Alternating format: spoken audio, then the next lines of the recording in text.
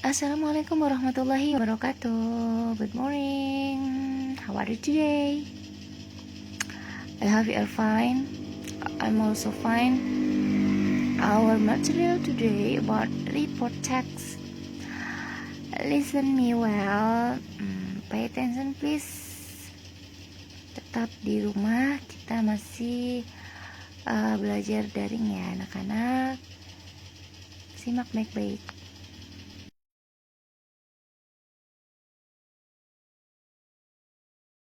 Okay, for the first, we would like to discuss about the definition of report text.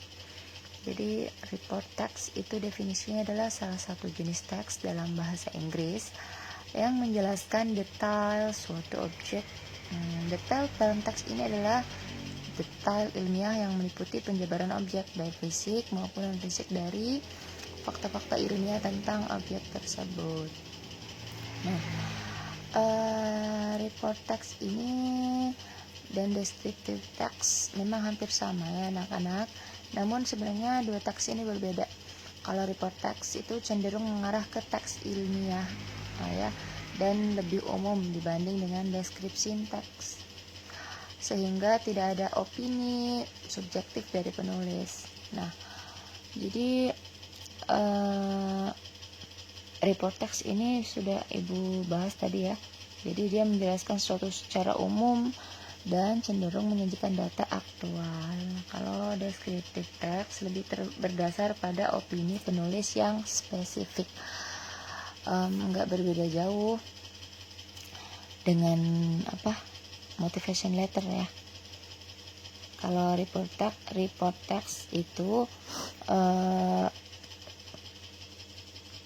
jadi ibu ulangi sekali lagi, kalau deskriptif itu lebih kepada opini penulis yang spesifik, karena kan deskriptif itu kan teks yang mendeskripsikan ya suatu benda gitu kan.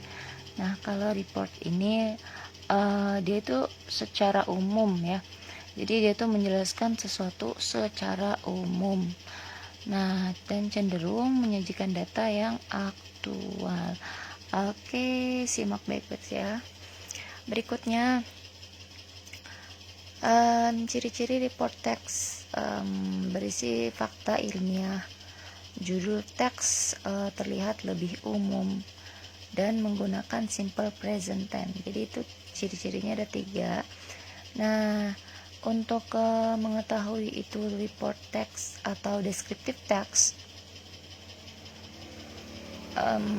sebenarnya dari judul aja sudah ketahuan ya, karena kan title atau judul yang ada di report text itu judulnya itu sangat umum maknanya ya. Jadi dilihat dari judulnya sudah ketahuan, karena report text itu maknanya sangat umum di judulnya itu, paham kan? Jadi judulnya itu sangat umum, makna judulnya gitu kan. Report text ya, masih kita belajar generic structure of report text. Jadi generic itu umum ya, structure itu struktur, jadi struktur umum dari report text. Ingat ya anak-anak, report text itu teks laporan gitu ya. Jadi kalau kita sudah baca report text, nanti kita bisa menambah pengetahuan dan informasi baru ya. Oke, struktur umum dari report text atau generic structure report text itu yang pertama, general classification. Jadi klasifikasi umum. Nah, bagian ini berisi pernyataan umum yang menjelaskan keterangan objek dari report text ini. Yang kedua, description atau deskripsi ya, gambaran. Bagian ini biasanya memberikan gambaran fenomena atau situasi yang terjadi, baik bagian-bagiannya, sifat, kebiasaan, ataupun tingkah lakunya pada intinya. Bagian ini menjabarkan klasifikasi yang disajikan secara ilmiah. Namun, hal yang perlu diingat bahwa report text bukan merupakan teks berita, tetapi teks faktual ilmiah. Gitu anak-anak. Semoga setelah anak-anak membaca dan mendengarkan penjelasan ibu tentang generic structure, anak-anak bisa membedakan antara report text dengan descriptive text. Ya, ingat keduanya berbeda ya. Kalau descriptive text itu lebih kepada opini penulis, opini itu pendapat ya. Jadi lebih kepada pendapat penulis. Kalau report text itu lebih kepada data yang aktual.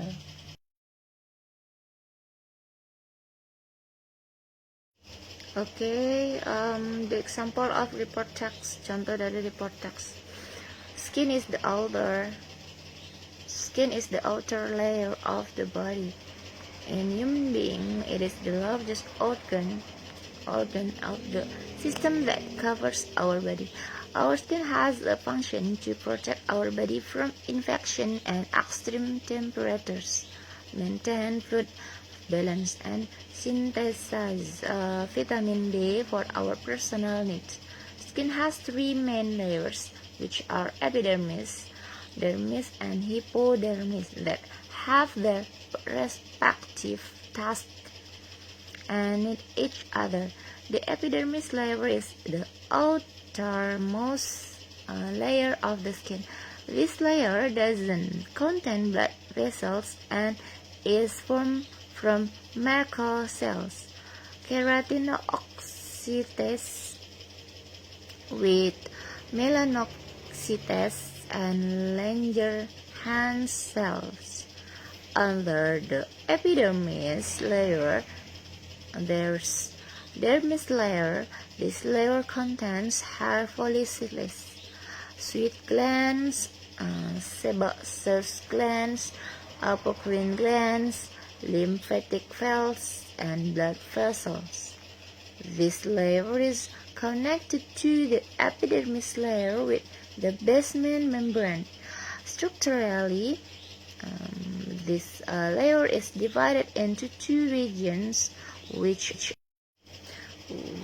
are the region next to the epidermis called the papillary region, and the thick inner region that is known as the reticular region. Furthermore, there is a hypodermis layer which is located below the dermis layer. This layer is known as subcutaneous tissue. Hypodermis serves to attack the skin to the underlying bone and supply them with blood vessels and nerves. The combination of these three main layers has an average thickness of 1 mm. Nah, itu yang tadi dibacakan itu contoh dari report text. Nah, di situ kalian bisa lihat anak-anak ada dua kalimat yang ibu kasih garis di bawahnya. Kata kalimat yang dikasih garis di bawahnya yang ditebelin itu atau skin is the outer layer of the body, dan the combination of these three main layers has an average thickness of 1 mm. Itu adalah ciri-ciri dari report text. Dua kalimat yang ibu garis bawahin itu adalah simple present tense ya. Kan tahu anak-anak kalau simple present tense itu kan tenses yang menjelaskan tentang kebiasaan ya. Dia tuh kayak sudah.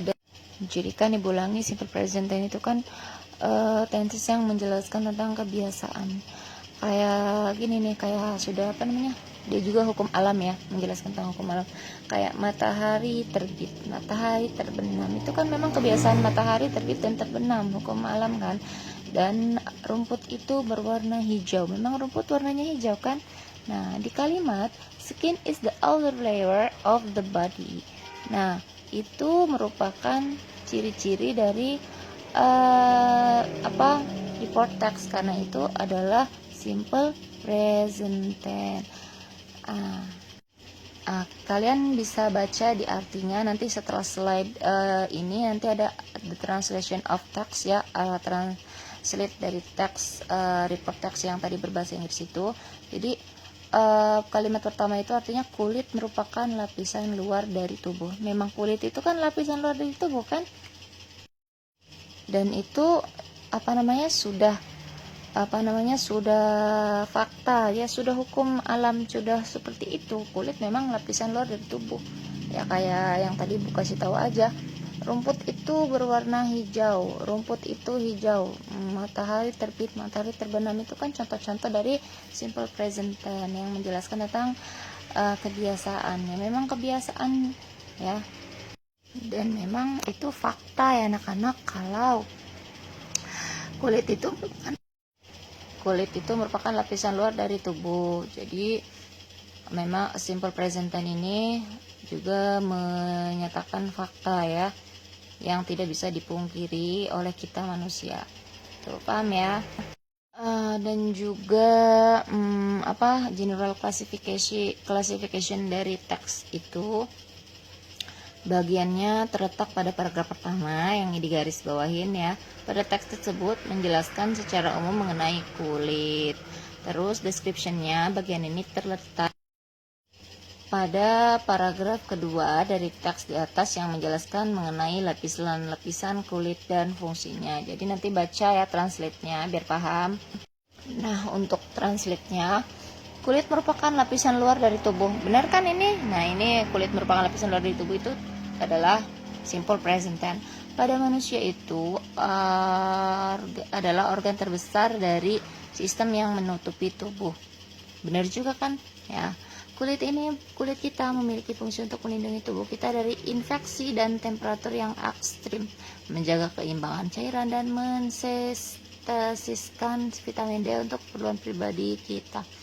Kulit terdiri dari 3 lapisan utama, yaitu epidermis, dermis, dan hipodermis yang mempunyai tugas masing-masing dan saling membutuhkan.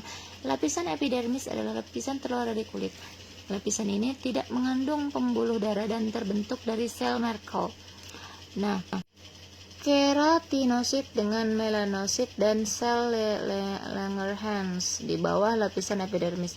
Terdapat lapisan dermis. Dermis berisi folikel rambut, kelenjar keringat, kelenjar sebaceous, kelenjar apokrin, pembuluh limfatik, dan pembuluh darah. Lapisan ini terhubung ke lapisan epidermis dengan membran dasar. Secara struktural, lapisan ini dibagi menjadi 2 daerah, yaitu